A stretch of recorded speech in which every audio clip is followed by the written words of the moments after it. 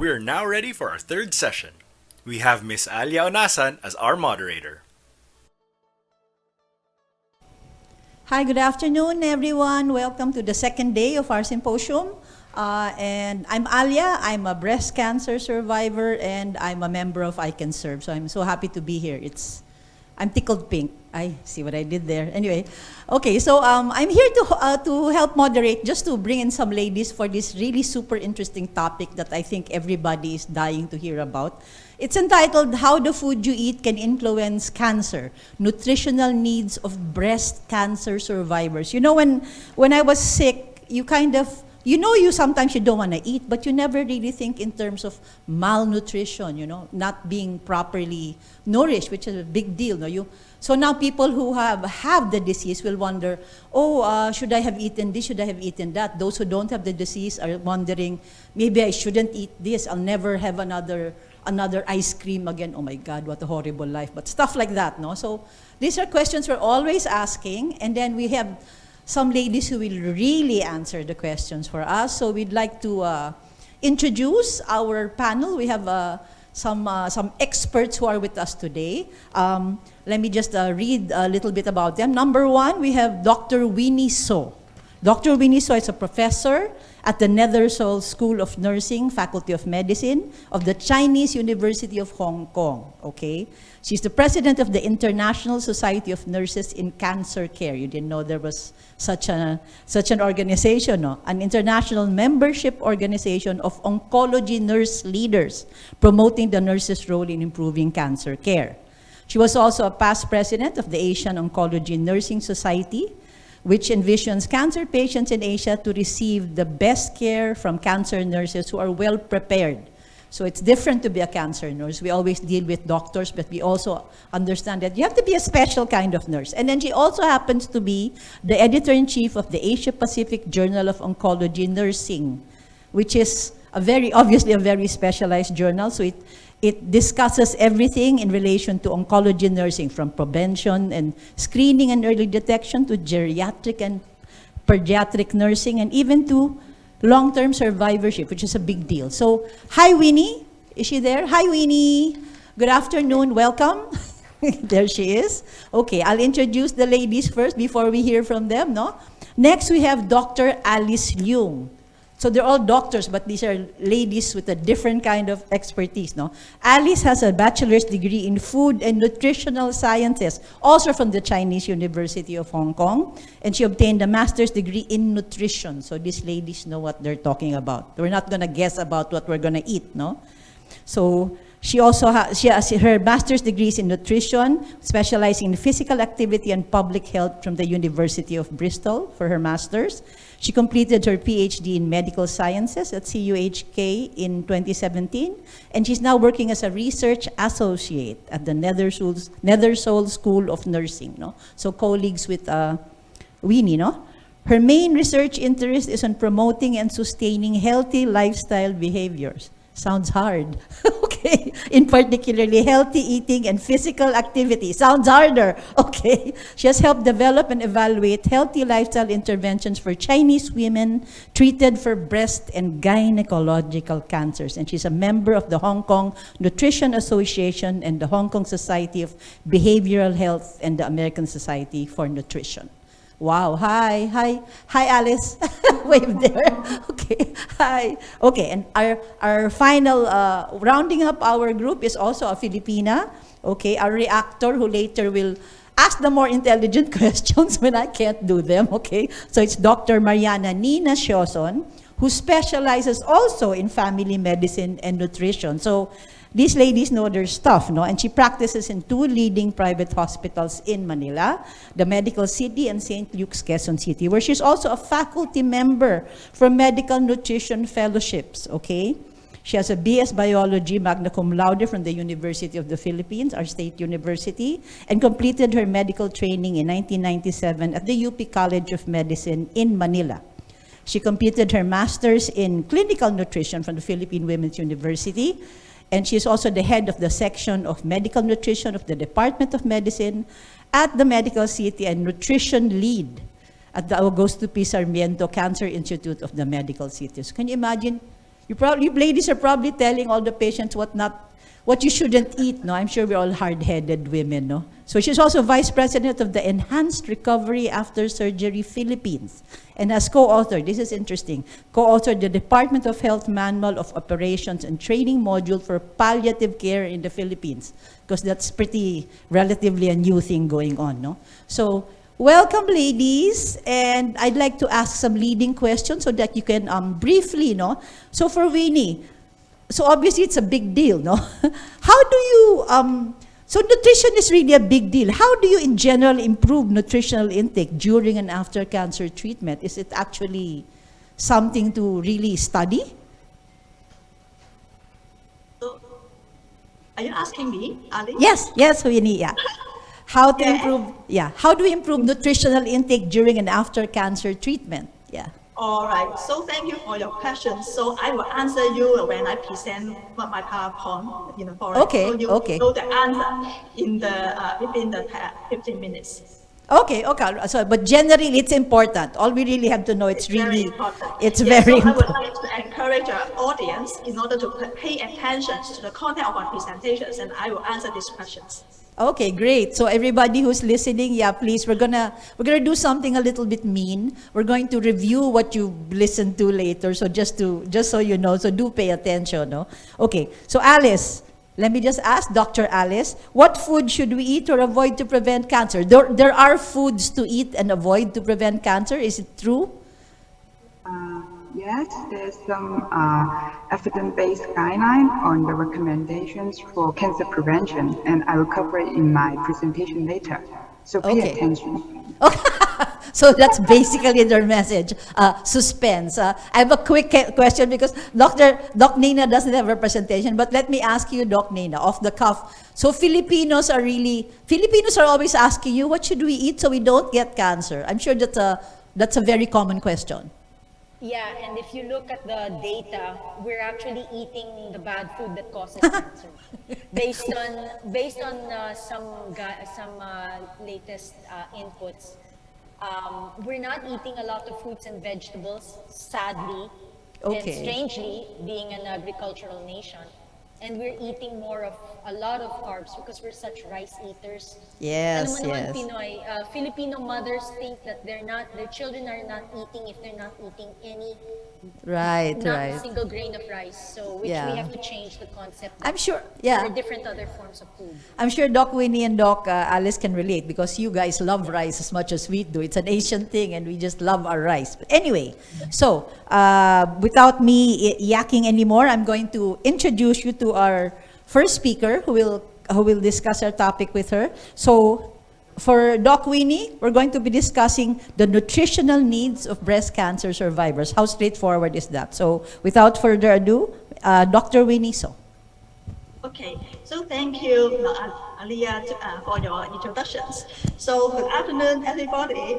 So it is really my great pleasure to be invited to speak at the Southeast Asia's Breast Cancer Symposium 2022. And thank you very much, the conference organizing committee, for inviting me to participate in this symposium. Now, these sessions consist of two presentations as mentioned by Aliyah. So in my first presentation, I will focus on the nutritional needs of the breast cancer survivor, including what are the risk factors of development of cancer, why malnutrition is common among people with cancer, and what are the adverse effects of malnutrition among these people, and what are the suggestions to maintain a nutritional diet and improve nutritional intakes during the cancer treatment. And lastly, what are the recommendations for the cancer survivors in order to restore and promote their health and well-being? Now, in the second presentations, Dr. Alice will provide you with the practical tips for eating well and clarify with you some common dietary myths. And we have also prepared several questions related to our presentations. And you will be invited in order to answer the questions by the end of each presentation and see whether or not you are able to answer all the questions correctly. Okay, next slide, please. And breast cancer became the most common cancer in the world, and there were more than 2.26 million new cancer cases of breast cancers and almost 685,000 deaths from breast cancer worldwide in 2020. Next slide, please. Next slide, please. Yeah. In fact, the breast cancer is also the most common cancer in the female population globally because it represents 1 in 4 cancers diagnosed with women worldwide, followed by colorectal, lung, cervical, and thyroid cancers. Next slide, please. And the global burdens of the breast cancer is marked by inequality. And as you can see in this diagram, almost half of the new case of breast cancer was reported in the Asia region. And China, India, and Japan are the top 3 countries in the Asia regions. So next slide, please. And I would like to skip this slide. Next slide, please. Yep. Now, the process of the transforming new cells into the invasive cancer cells spans many years. And the process is complicated and is categorized by changes at the cellular, genetic, and epigenetic levels, as well as the abnormal cell division. And there are 3 main factors susceptible to the cancer development: host factors, environmental factors, and diet and lifestyle-related factors. Now, examples of the host factors are genetic damage, impairment of functions due to aging or inheritance, and environmental factors such as smoking, UV radiations, and infections. And examples of the diet and lifestyle-related factors are including dietary components such as red and processed meat, alcohol, body compositions, and level of physical activities. And actually, a systematic review examined the link between the adherence of the recommendations of cancer prevention and cancer incidence and total or the cancer-specific mortality. And the review concluded that there was a strong evidence that greater adherence was associated with lower incidence of cancer in general, of specific cancers including breast, and of total mortality. However, there is little evidence that single dietary factors are critical in determining protections against cancer. Rather, it is the contributions of an overall pattern of diet and activities which is critical in determining risk of cancer. So in other words, if we implement the cancer prevention strategies effectively, both dietary, nutritional diet as well as physical activity should be carried out simultaneously. And I will introduce to you later regarding a list of recommendations for cancer survivors. Next slide, please. And cancer survivors are at a particularly high risk for malnutrition because both the disease and the treatments threaten their nutritional status. However, cancer-related nutritional risk is sometimes overlooked or undertreated by the clinicians, patients, or the family members. And people with cancers are more likely to be malnourished than those treated in many other diseases. And actually, study also reported that the prevalence of the malnutrition in people with cancer has been reported to range from about 20% to more than 70% in worldwide studies. And malnutrition is more highly prevalent in older adults and in those with cancer at advanced stage. And actually, cancer-related malnutrition is a multimodal process because many factors linked with impaired food intake, increased energy and protein needs, as well as altered metabolism in different organs or the tissues. And they can be directly related, like tumor-related effect, or the indirect effect. And examples of the tumor-related effects are the tissue infiltrations and the obstructions due to the cancer. So next slide, please. And next slide, please.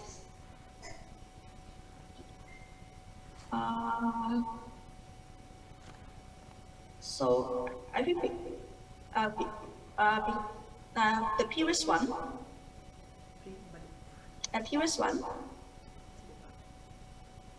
And actually, I would like to have the common side effect of the chemotherapy. So, can you go for the next one? And the next one. And the next one, please. Yep, this one. Thank you.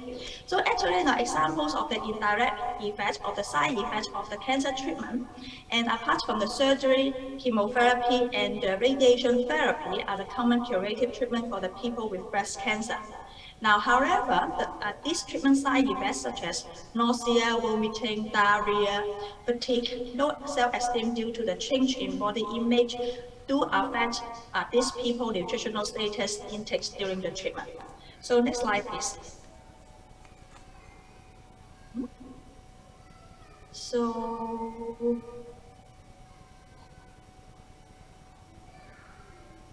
So perhaps we can, okay. So actually I would like to go to the slide. Okay. So okay, that's okay. So actually, in order to relieve the symptoms of this chemotherapy, so you need to bear in mind that it is very important in order to maintain the nutritional diet during and after the treatment. So in other words, so any factors or the barriers that hinder food intake should be tackled. So for example, if the nausea is a major factor that affects the food intake, so you need to take any strategies that can prevent or minimize nausea should be made. For example, you can rinse the mouth often in order to eliminate any bad taste, or you should avoid any food that bring on nausea. So if the taste buds have changed, so you need to explore how and then determine what the food taste go now. You can also ask the doctors about the anti-nausea medications if symptoms persist. So next slide, please.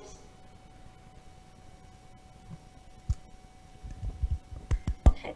Now, if only a bout of nausea and vomiting, you need to try small sip of fruit and sucking on the ice cream an hour or so after vomiting. And you may also consider to eat the crackers or the toast may also help, because all these food are mild and it is a good choice for putting something back into your stomach without causing upset. And you can also find out some strategies in order to calm your body. For example, do the meditations or the relaxation exercise, etc., in order to help the coping with feeling of subjective nausea. Next slide, please. Now, it is very, very important in order to do your best to maintain the nutrition diet during and after the cancer treatment. Now, do whatever you can for food and the fluid intake.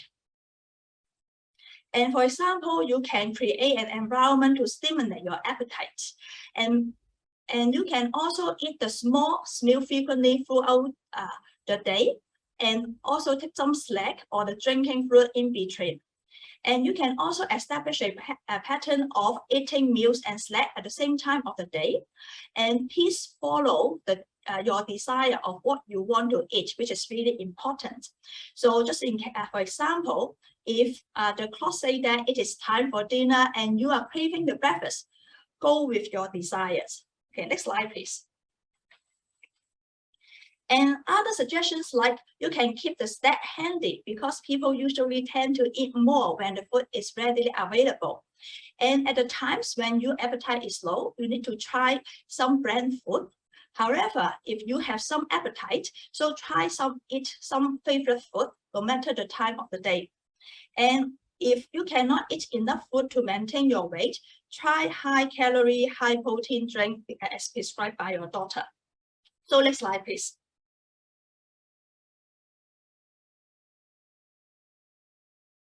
Okay, now apart from the chemotherapy, so radiation therapy is another major treatment for the breast cancer. Now, however, depends on the locations of the radiation treatment. So pain, sorrow, difficulty in swallowing are the side effects that affect food intake and in turn nutritional status among cancer and survivors. Next slide, please. Now, so in order to relieve all the symptoms due to the radiation treatment effect, so you can, there are several suggestions for your considerations in order, to relieve the symptom and to facilitate the swallowing. For example, eat brand food that are soft and smooth but high in calories and protein. So, and the other one is take small bite and swallow each bite completely before taking another. And third, use a straw for the fruit. And lastly is take the thicker fruit liquid because they are easier to follow than thin liquids. Next slide, please. And other suggestions include refrigerate food or serve cold or lukewarm. And in other words, so you need to find out the best way that you can tolerate. And next one is frequent small meal and the snack may be easier to manage. And do avoid taking any food or the fruit that make the symptom worse. For example, avoid alcohol, the spicy food, or avoid acidic food or the hard and dry foods. So arrange the sitting positions may also help in order to facilitate the swallowing. For example, sit upright to eat and drink and stay that way for several minutes after meals. And you can also make the request to see the speech therapist because this is the health professionals can teach you how to swallow better and how to decrease the coughing and choking when you eat and drink. Okay, next slide, please.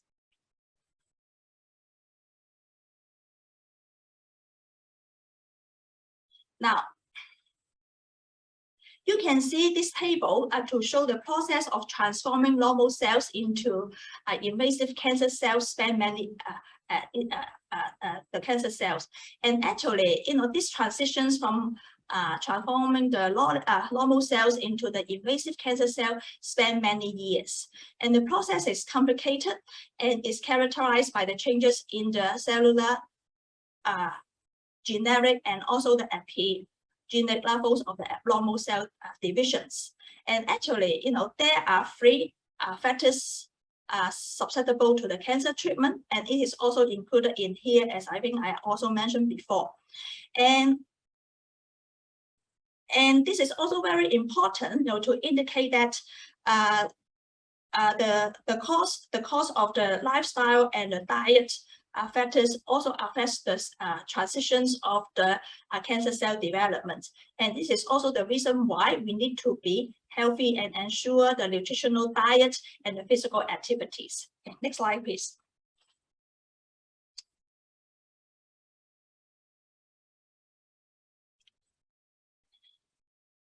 Now, and actually, this is,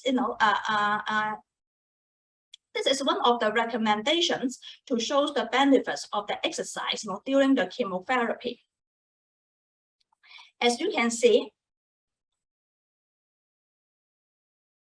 and there are so many, benefits, if the cancer survivors to doing the exercise, because there are lots of evidence to support these positive outcomes.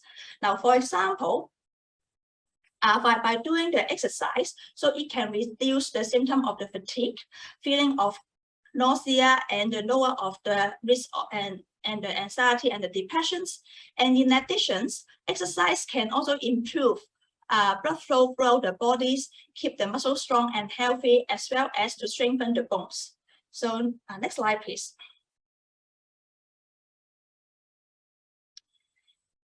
Okay, next slide, please. Now, and the American College of the Sport Medicines developed exercise guideline for cancer survivors. And these guidelines also emphasize avoid the inactivities and the moving more. Next slide, please. And these guidelines recommended frequencies of the durations of the different types of the exercise and the importance of the adherence of the recommendations, because it would help managing various symptoms, including fatigue, anxiety, depressions, sleep disturbance, and lymphoedemas. And it can also promote the bone health and quality of life. As in these guidelines, you can see different types of the exercise can relieve different types of the symptoms. So it is very important in order to adhere the recommendations to remove the symptom that the survivors have experiencing. Okay, next slide. And the cancer survivors should also take precautions when starting an exercise. For example, start slowly and do the exercise as they are able to, and do not push themselves while they are in treatment.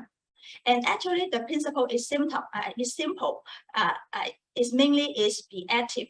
So even though they can be active for several minutes, but please continue to do so, and then build up, the habits gradually.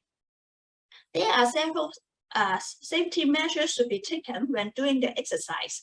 So for example, stay away from even surface to prevent fall. Do not do exercise if they feel dizzy, and stay away from the crowd or the public gym if they are at risk for the infections during the treatment. And lastly, do take someone with them when they exercise, and make use of someone knows when they have, in case they have troubles. So next slide, please. So although this is the end of my questions, of my slide, and actually I have the one posted before, as is talking about the consequence of the malnutrition in patients with cancer. And it is to emphasize why and ensure the nutritional intakes and the physical activity is so important for the cancer survivors during the treatment as well as after treatment.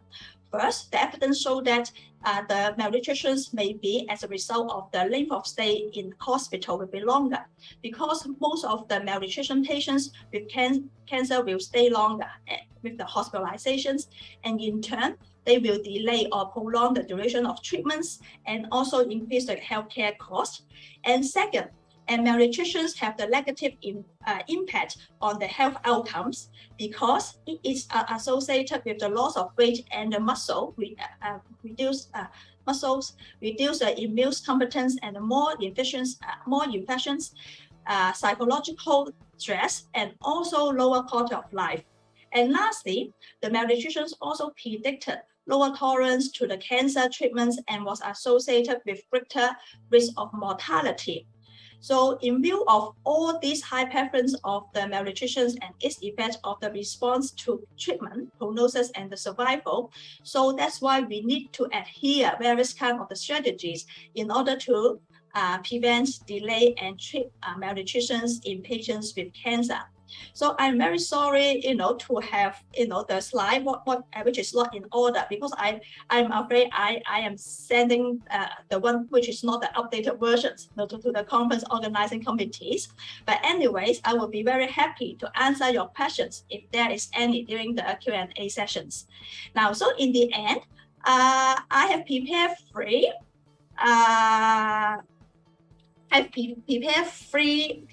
True and false items, and in order to test whether you can capture some of the key elements in my presentations. So would you please show the first item, please? That was so interesting, Winnie. I mean, I kept relating to some stuff, but of course the thing that stuck to my head is, if you want to eat ice cream during chemotherapy. That's what I remember most. Yeah, because it's as much as you can eat, particularly during the course of the cancer treatment. It's high calorie, it's soft. I think you like to taste it, so it's something I think that's encouraging. But anyway, we have here our questions. We'd like to be able to flash them on the screen, because we'd like to. And those who are watching, please answer it with us so that we can find out if you were listening. Okay. I'll read the question first, so you can start to decide. So, cancer-related malnutrition can lengthen the duration of treatment. So, is that true or false? Okay. If we're getting any answers, do we poll them? Yeah. Okay. There we have. Okay. The common answer here is true. Is that right? Yes, is that right? Exactly. Okay, yeah, it's correct, because length of stay in the hospital was longer for those patients who are malnutrition, and it will cause the suspension because of their health condition is maybe not ready in order to receive the treatment. It may cause the suspensions of the treatment, and in turn to increase the durations of the treatment. So the answer is true. Correct, yeah, true. Cancer-related, just to reiterate, cancer-related malnutrition can lengthen the duration of your treatment. So please don't So those who Yeah, are so- going through, eat. In other words, eat. Please eat and eat well, no? Okay. Yeah, Question so number that's why- 2.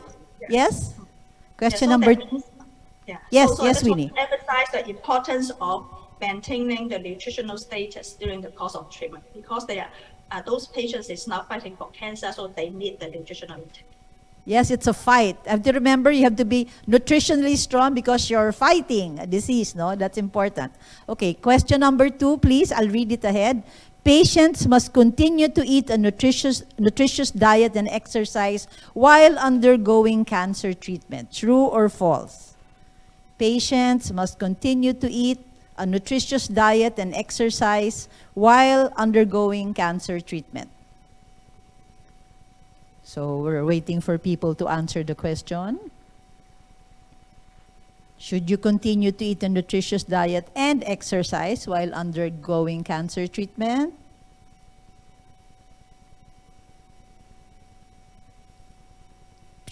So we were discussing it. So how important is a nutritious diet and to exercise while undergoing cancer treatment? Okay, there you go. Well, people are listening. Thank God, we've got people answering. So yes, there's a great big true. We've got it. Yes, correct. Okay, okay, they are excellent. Now, this is true because nutrition, diet, and exercise are very important for those patients undergoing cancer treatment, because this can facilitate them to complete the whole course of the treatment without further delay. Yep, there you go. So please, if you're listening, if you or any loved ones are undergoing cancer treatment, that's very important. You have to move, no? Sometimes you don't feel like moving, but please, the guidelines were quite clear, no? Okay, and then our last question. So number 3, diet and exercise have no effect on cancer progression. True or false? Diet and exercise have no effect on cancer progression. I'm glad to know at least our people are listening, Winnie, so they kind of figured it out. Yes. Sometimes, because we sometimes tend to take this for granted, no? We think, na, oh, I'll just lie down or I'll just, but it's actually quite important. Diet and exercise have no effect on cancer progression. Okay. And there you go. Somebody answered already? False. Okay. It's false. Very good. Okay, bingo. Okay.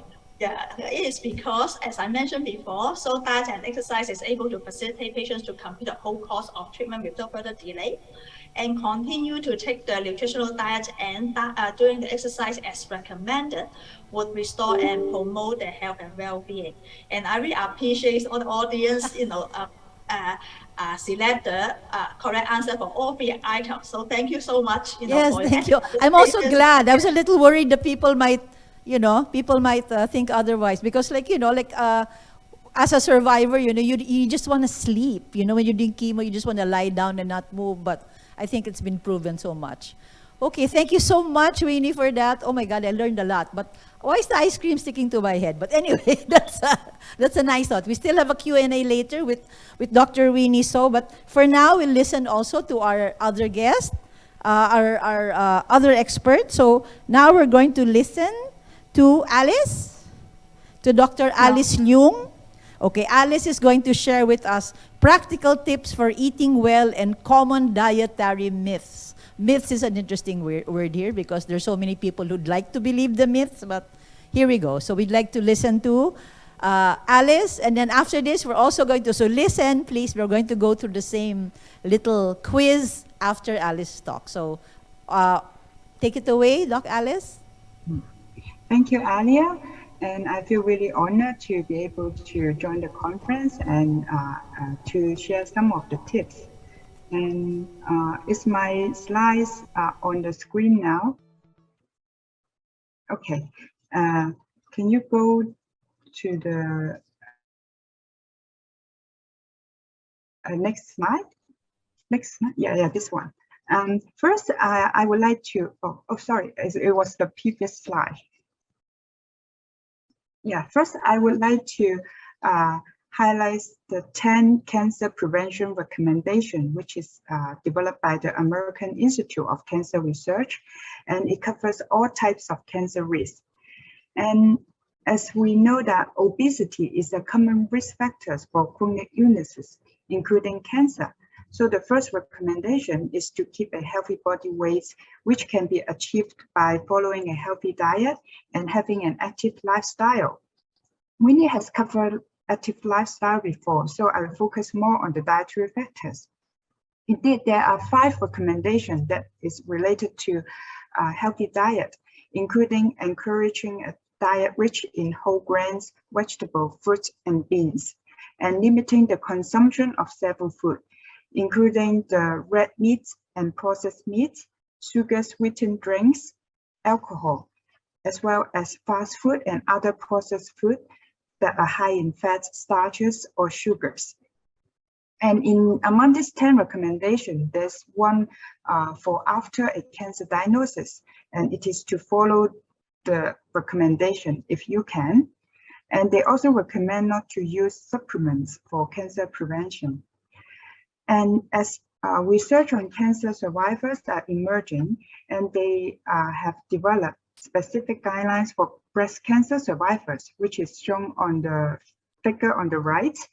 And there's 5 recommendations, and most of it is similar to that of the cancer prevention, including keeping a healthy weight, keeping an active lifestyle, and eating a variety of foods that contains fiber, and limiting fatty acids, fried food, and processed foods with added fats. And there's a specific recommendation on the soil intake for breast cancer survivor. That is to take a moderate amount of soil, which is around 1 to 2 servings a day. And this is considered safe for cancer survivors. Next slide, please. Okay, and there's a common consensus that there's no single food can protect you against cancer by itself. Indeed, cancer research has been done for the latest 40 years. And in the beginning, in 1980s, researchers has been looking and searching for some single nutrients, we call it magic bullet, that can help to prevent cancer. But however, as research evolved, and after 40 years, there's strong evidence suggesting that dietary pattern is more important than looking at one single nutrient, because this is more similar to what people eat on a daily basis. And there's a consistent evidence on recommending a plant-based diet with a variety of fruits, vegetables, beans, and whole grains for reducing cancer risk. Next slide, please. Okay, in the following slide, I will share some of the tips to eat healthy. The first one is to plan ahead. Don't wait until the last minute, because people often choose what they like instead of what is good for them when they have to make a quick decision. So you can plan a day before, or even better, a week before. Careful planning can help you be more organized and ensure that you shop for the right ingredients, not the unhealthy one. So when planning, just think of some of the healthy recipes that you are using, or sometimes you can choose 1 or 2 new recipes so that to make cooking more fun. And based on the planned menu, you can create a list of shopping lists. And it is also important to check your stocks. Having an orderly arranged fridge and pantry can help you plan, and so that you won't overbuy some of the ingredients. And while shopping, just stick to your list and don't look at the unhealthy options. And this can help you resist the temptation to buy unhealthy food. And the last recommendation is to always read the food labels. In general, most prepackaged food are printed with food labels. You can use food labels to compare 2 different kinds of products, and always check the fat, sugar, and salt content. Sometimes the salt content is displayed as sodium, which is equivalent. And when you are comparing, just be careful that the nutrient information displayed may be is for different serving size. So when you make a reasonable comparison, you have also checked the serving size of that information. And if you are not sure whether the nutrient information is high or low, you can check the percentage column. That's the percentage of your daily intake. A higher percentage means that it contributes to a higher percentage of your daily needs. And next slide, please. And so here is an example of shopping list. I would like to highlight the fruit and vegetables that you should choose a variety of colors, including the dark leafy greens, cruciferous vegetables, beans, and mushrooms. Always go for the fresh options if possible. However, the frozen option may be also good for long-term storage. And for cereals, since the manufacturers is likely to add sugar inside the cereals, you can choose the plain one, or you can check the labels to choose a lower sugar options. And next, I want to highlight is the canned food. Always choose those with lower sodium levels, because a lot of sodium is added to preserve the canned food during manufacture. Next slide, please. Yes, if you are not sure what is your nutrition needs, you may refer to the dietary guideline that is published in your countries. For example, in the Philippines, they have this food plate model to show the recommended proportion by food groups, which is shown on the right-hand side of this picture. And it is recommended to have a healthy diet, which is less salt, fried food, and sugar, to prevent chronic illness. And on the bottom part, they present a one-day sample meal plan for healthy male and female, aged 19 to 50 years old. And this is based on the recommended daily calorie of 1,890 calories. If you have a lower sedentary lifestyle, then you may need less energy. So for this meal plan, you can see they have 3 meals: breakfast, lunch, dinner, and also snacks in between. And I also noticed that they have recommended the fried fish, but it is better to choose the non-fried option and or other healthier cooking methods, which I will cover in the next slide. Next slide, please. Okay, and the second tip is about healthy cooking. There's 2 major factors for healthy cooking. One is the seasoning, and the second is the cooking method. And for seasoning, it's better to use herbs and spices such as garlic or ground pepper instead of salt and sauces. And the healthier cooking methods include steaming, baking, pan frying, stewing, or boiling. And try to avoid deep frying or barbecue because this cooking method involves a very high temperature. And during that high temperature, the fat and protein can easily form carcinogens. However, if you have to barbecue for some occasions, then here are some tips to reduce the cooking time. The first one is to cut the meat into small pieces. And the second is to flip and rotate more often during the barbecuing. And the third one is to pre-cook some of the ingredients before barbecue. And finally is not to eat the burnt part or the skin where the carcinogens is concentrated. Next slide, please. Yes, there's a lot of controversy about cooking oil, in that the main controversy lies in the fatty acid compositions. From the left figures, you can see the fatty acid composition for different oils. Indeed, you may have heard about good fats and bad fats. There are 3 types of fatty acids in general. The first one is saturated fatty acids, which can raise the bad cholesterol and increase the risk of heart disease and stroke, while the other 2 mono or polyunsaturated fatty acids can reduce the bad cholesterol. And you may have heard about the omega-3 fatty acid, which is one type of the polyunsaturated fatty acid and can only be made by plants. And fish is also a good source of omega-3 fatty acid because they eat a lot of marine plants. So when choosing the oil, vegetable oil is often preferred over animal oil because of the saturated fatty acid content. As you can see from the figure, butter contains a very high amount of saturated fatty acid composition, which is shown in the orange bar. And for other vegetable oil, except palm oil or coconut oil, they are mainly high in poly and monounsaturated fatty acids. Another factor you have to consider when choosing an oil is the smoke point, because different cooking methods involve different temperatures. For higher temperature cooking, then you need to choose the oil with a higher smoke point.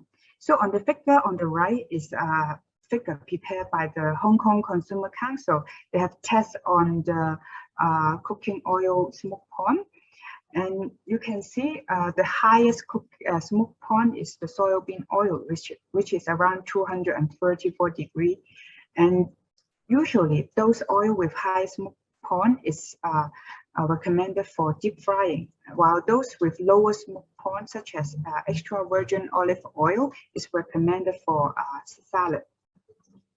So the key message to choose a particular cooking oil is a variety of cooking oil to suit your needs instead of just sticking to one type of oil.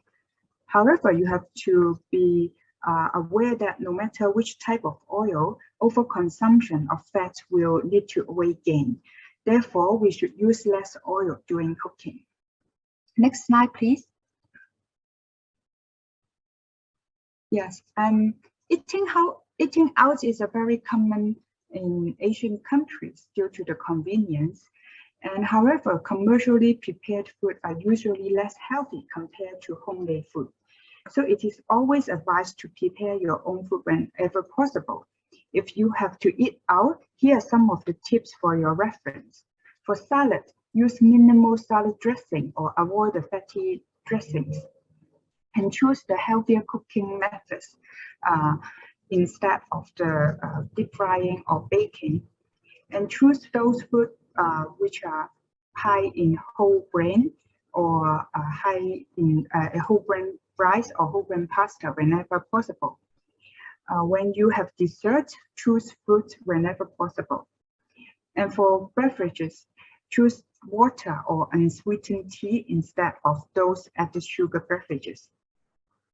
Always avoid the sauce. Even though you have a dish with a sauce, then try to avoid eating the sauce with the food because the sauce is usually high in fat and salt.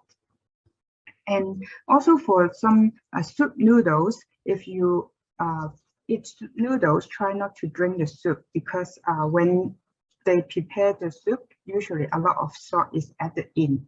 The last advice is to share the dish with your friends' family so that you won't overeat. Next slide, please. Yeah, okay. So if you want to check the nutrient content of some of the common food you eat, you can check for some websites. For example, in Philippines, they have developed this website for you to check the common nutrient content of foods in Philippines. When you key in the food, you can find on the right, they have a data button. When you click it, then you will get the nutrient information. But bear in mind that it is usually displayed as per 100 grams. So you have to make some calculation and what portion are you eating. So don't just look at that information. Next slide, please. So now I will talk about some of the common dietary myths. Next slide, please. The first myth is eating soy food increases breast cancer risk. Soy food such as soybean, tofu, and soy beverages are rich source of plant estrogen called isobutyryl. For many years, there was a controversy whether women with breast cancer should consume soy food. Recent studies suggest that soy foods are safe for breast cancer survivors in an amount that is similar to typical Asian diet, which is around 1 to 2 servings. And 1 serving is equivalent to 1 cup of soy milk or 1/3 cup of tofu. So, and soy food can also be a source of protein and fiber. So that's why this claim is not true. So next slide, please. So the second myth is sugar-fixed cancer cells. The fear that sugar-fixed cancer cells may be based on the fact that cancer cells like to use sugar as the source of energy, which is same as other healthy cells in the body. Although this is true, it is not possible to prevent cancer cells from using sugar by just eliminating sugar from your diet. And because a lot of the fruit and vegetable and whole grain food contain certain amount of sugar, so this is impossible to avoid. However, it is recommended to avoid those empty-calorie sugar food. For example, like soft drinks, candies, and cakes. And because when you eat a lot of the empty-calorie sugar, it will eventually turn to fat and store in the body and lead to overweight and obesity. And bear in mind that there's a strong link between obesity and cancer risk. So the recommendation is to limit the consumption of sugar sweetened drinks and other sugary food that with added sugar. Next slide, please.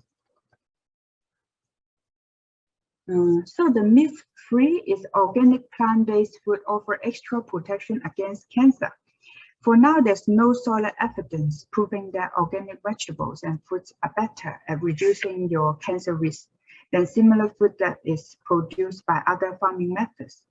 There's a few studies suggest the nutrient values of organic food may vary, and some of it has higher amounts of vitamin or minerals compared to conventional grown produce, and some indeed have lower amounts. So there's not a recommendation to eat organic food to protect against cancer. Indeed, the recommendation is on plant-based diet.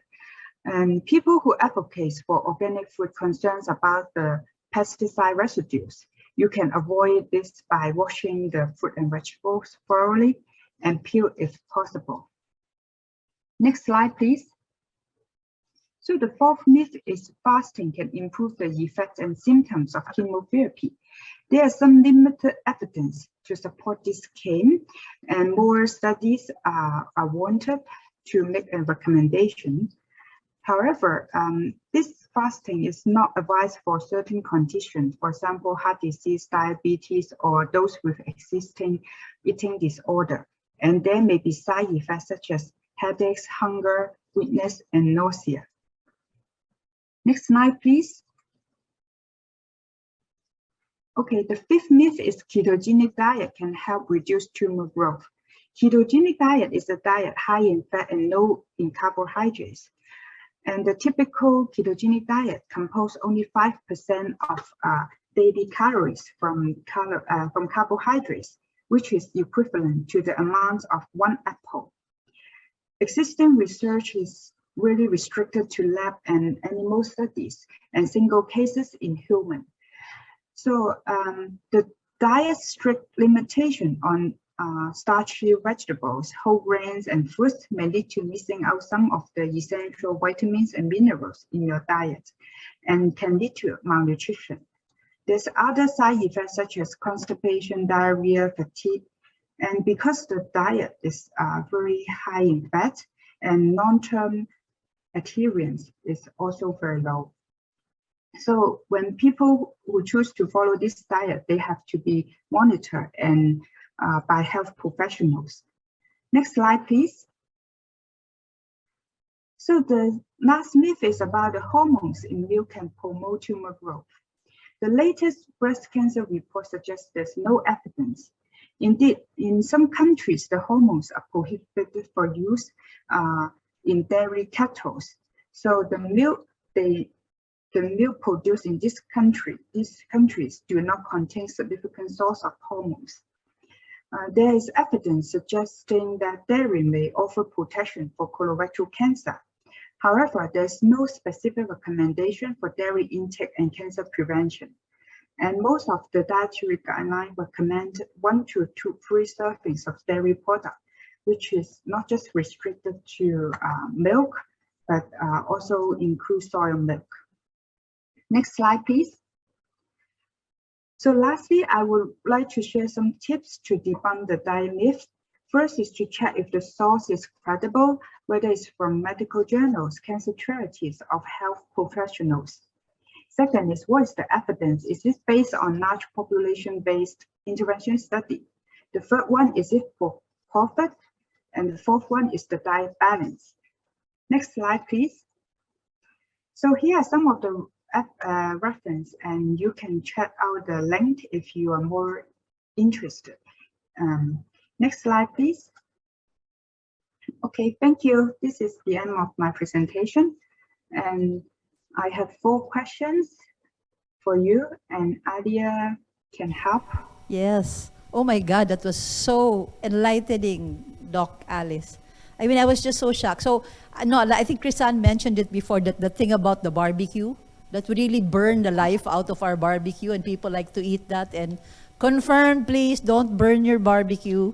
It's but amazing. There's so many things we learned today. But anyway, so we'll throw some questions back to our listeners. So to our listeners and our viewers, please. Interesting, because Alice's questions also include multiple choice, no? So, number 1, which of the following are recommended for breast cancer survivors? Which of the following is or are recommended for breast cancer survivors? A, maintain a healthy body weight. B, be physically active. C, follow a plant-based diet. Or D, all of the above. Okay, so people are getting, I hope you were listening. Okay, so again, what are your choices? Maintain a healthy body weight, be physically active, follow a plant-based diet, or all of the above? Okay, we're getting a lot of D answers. All of the above. Are we correct? Yes, you are listening. Yeah, Great. remember Oh my the God, slide? thank God. Remember the slide on the latest recommendation? I think it's the first slide. And really, they recommend this is not just for breast cancer survivors, but for all types of prevention for all types of cancer, is to follow a healthy diet, to maintain healthy body weight, be physically active. Yeah, so you are all very paying attention. Yeah, I know, but like we said, it's easier said than done, you know. I mean, of course I'll do it, but then again, when you go home, we'll eat. Anyway, so the second question. Oh, this is interesting. Which of the following cooking methods is the least healthy? The least healthy, okay. Which of the following cooking methods is the least healthy? A, steaming. B, pan frying. C, barbecuing. Or D, baking. Okay, so the choices are A, steaming. B, pan frying. C, barbecuing. Or D, baking. Okay. Okay, we're getting an equal number of pan frying and barbecuing. But the worst is pan frying, right? Right, Alice? Not really. Pan frying, Okay. I'm not sure if in Philippines do you use pan frying, but not deep frying. Pan frying is use a little bit of oil and then you fry food. Okay, Yeah. so they're probably thinking of deep frying French fries. But so the answer would be C, C, barbecuing. barbecuing. So if you're just going to use a little oil, that's still healthier than barbecuing the life out of your meat. Okay, so that's interesting. Yeah, Filipinos don't deep fry so much, but you know, we like our oil. So there's a lot of that going on. Yeah. Okay, yeah. Okay, Because next one. barbecuing really have a very high temperature, and also is usually in open fire. And the black thing is really the carcinogens where it's concentrated. Okay, there you go. So remember the black part, and people really go for that black part sometimes. You know, it's I don't know, they like it. Okay. So eating soy foods, next question, eating soy foods increases breast cancer risk. True or false? Eating soy foods increases breast cancer risk. True or false? Okay, they're coming in here. And there you go. False. Yes. Okay, Yeah, there I you think I've go. emphasized in a few slides that soy Yeah. food is proved not to increase breast cancer risk. And indeed, the recommendation is to have 1 to 2 servings a day for breast cancer survivors.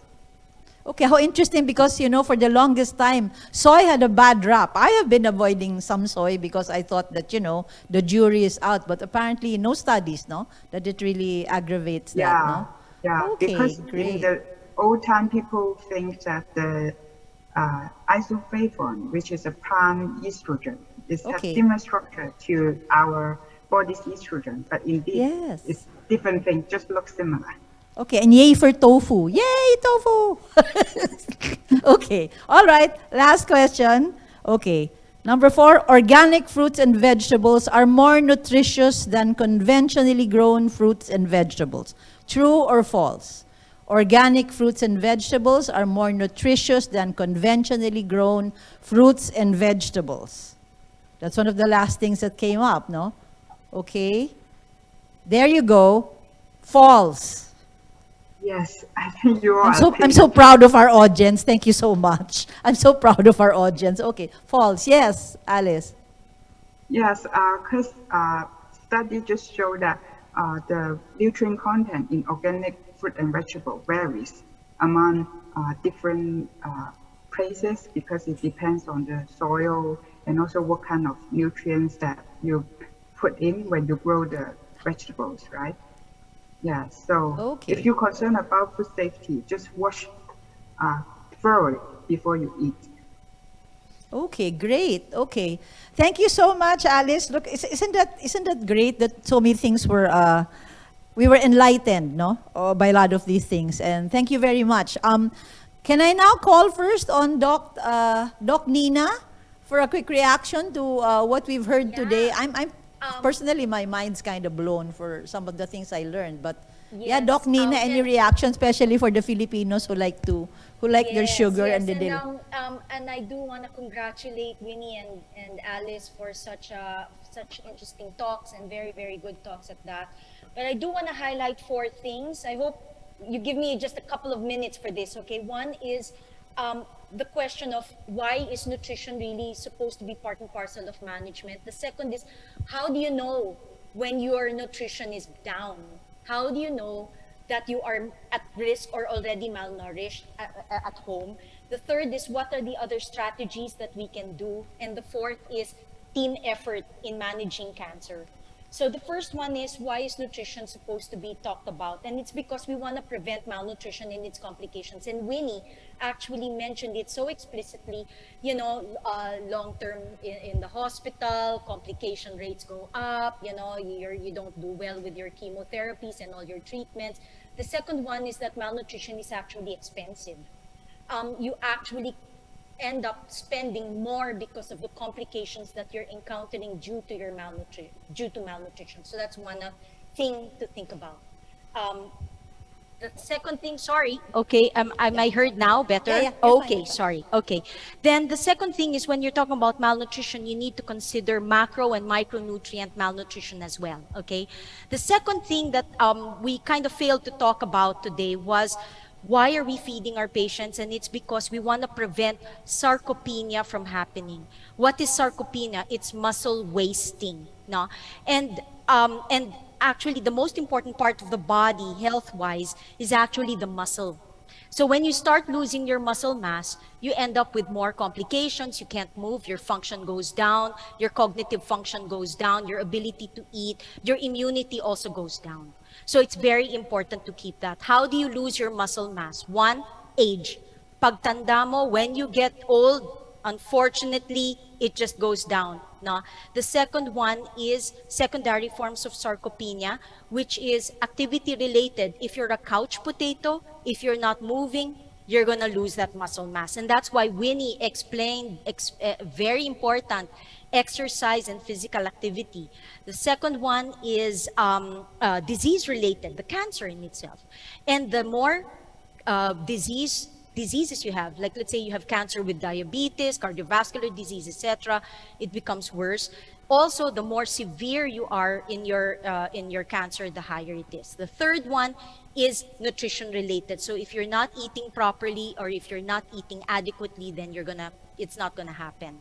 The third thing that the second thing I wanna talk about is how do you identify malnutrition in the home? You don't need a doctor to check that up. And it's not just looking thin, okay? You have other parameters, 5 things to remember based on community. One is if you are unintentionally losing the weight. You're just losing weight and you don't know why. The second one is there's a decline in your intake. You're not able to eat what you used to take. If you were taking 100% of what you were taking before, now you're only taking spoonfuls. The third is also anorexia, lack of appetite. The fourth is weakness and fatigue, easy fatigability. And the fifth is you are either getting more edematous, more water retention, or you're actually losing, well, physically, your skin and bones. Another thing is that I think it was Alice who mentioned about obesity, right? And I think Winnie also talked about that. And yes, obesity is not a very desirable thing. One of the things that you have to remember is that just because you are big does not necessarily mean that you're muscled. There is such a condition called sarcopenic obesity, and that's actually a double whammy, especially when you have cancer as well. So that's why diet and exercise are so important. The third process is that we talked about a lot about the oral intake, now how to eat, and it's actually very practical because a vast majority of our patients with cancer are going to be orally feeding, no? But a number of them, which the patients that I kind of catch in the hospital and in their late stages, is that when they start having problems, and therefore, I think Winnie highlighted a concept of the high calorie, high protein, calorie dense drinks, and these are what we call oral nutritional supplements. It's different from, we're not talking about herbal supplements, we're not talking about vitamin supplements, we're talking about oral nutritional supplements. It's a technical term really that's used in medicine, which is ONS, no? And these are medical grade drinks that we give our patients so that they can eat, no? And top up what they're usually eating, because you're gonna need much more during chemotherapy. If dati 1,000 calories, you were surviving on 1,000 calories, you're probably gonna need much more. You're gonna have to top that up to make up for the stresses that you go through in chemotherapy, treatments, and so forth. We mentioned about, sorry, I just had to put my 2 cents worth, no? You mentioned about plant-based diets. Yes, I agree with it, Alice, especially in the concept of the Mediterranean diet. And the Mediterranean diet is the only diet that has been studied and has been shown to be science-based. No other diet has been shown in any other disease, not just for cancer, but even for liver disease, cardiovascular disease, etc. The last thing I want to mention is, remember that you have to have a team managing you. And this team is not just in terms of nutrition. Nutrition is part of it, but everybody has to be together, and it's your entire journey that we're going to hold hands with you. So your nutrition team is also going to be part of this, and we hold multidisciplinary team conferences where the patient is center stage. You guys are going to be the ones who are going to control the whole program. And I think that's all I wanted to say. Sorry, Yeah. I know I said No, too no, much. no. Thank you so much. I mean, so much insight there. Yeah, so many things that. No, what struck me also in what you said was that it's really more expensive. If you're malnourished, you have a bigger Yes. problem. You're going to spend And more, it's and been then studied. It's yeah, studied. yeah, Okay? yeah, and been it's a studied it's a lot. team thing. No, it's really a team thing. Yeah. But also, like we said, Doc Alice and Winnie and Doc Nina. It's really, it starts with the patient also. You got to take charge of that Yes, team. You've that's got right. your team. Yeah. Oh, we have some questions. People are Sige, listening. sige. Okay, here. Sige. Here we go. Let me address this to first to Alice. No, can we substitute sugar with a plant-based sugar like agave syrup or cocoa sugar? Is that healthier? A different kind of sweetener, a plant-based sweetener. Yeah, although it's plant-based, but it's still sugar. So it's just sugar, Ooh. but there's no other nutrients. So there's no better type of sugar. Yeah. Okay. So you have to avoid those empty calorie sugar. Okay, so really no way out of Yeah. it. Okay, so just Yeah. we have to really like cut that down. Let me throw this question to Winnie. Some people have I've known some survivors as well. Can you over-exercise when you're recovering? Is it possible to over-exercise? Like some people I know want to get back into running immediately because I saw your guidelines. No, it's like 3 times a week for 30 minutes. Sometimes they recommend 5 times a week if you're the average person. So, can you over-exercise if you're a cancer survivor? Can you do too much? I would suggest to start from small in the beginning. Okay. Yeah, in order to test yourself whether or not you're able to cope with those exercise, and then build up bit by bit.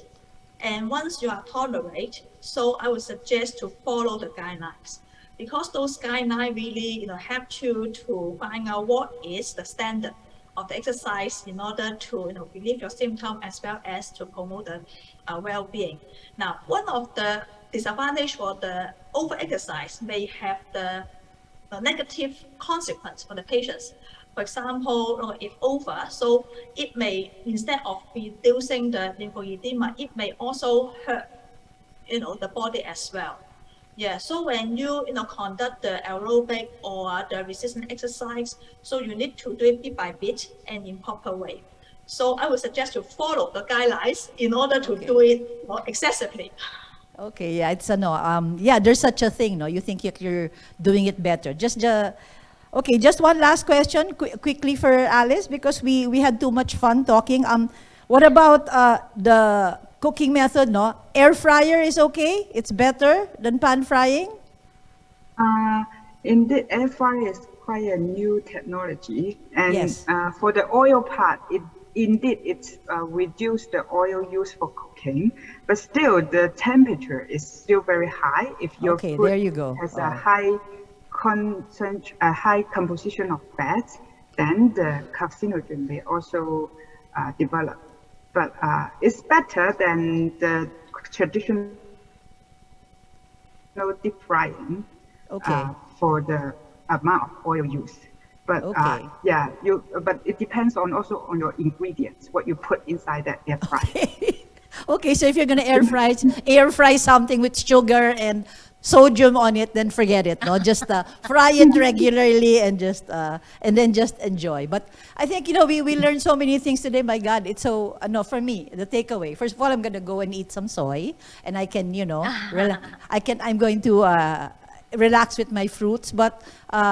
We're just wrapping up. Thank you very much, Doc Alice, Doc Winnie, Doc Nina. Thank you so much. I'm sure a lot of our listeners and the viewers have learned so much. And then guidelines. Well, I think the basic thing is you just have to use your head, right? Use your head.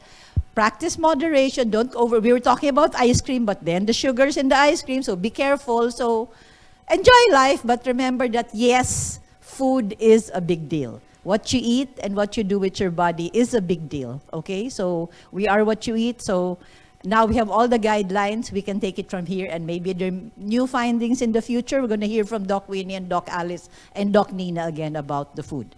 So thank you very much, ladies. Thank you so much for sharing this afternoon with us. And for everybody who came and joined us, thank you very much again. So please, I know it sounds nicer if you can eat anything you want, but we have to fight for ourselves. You have to take care of ourselves, eat well, exercise, and just be safe.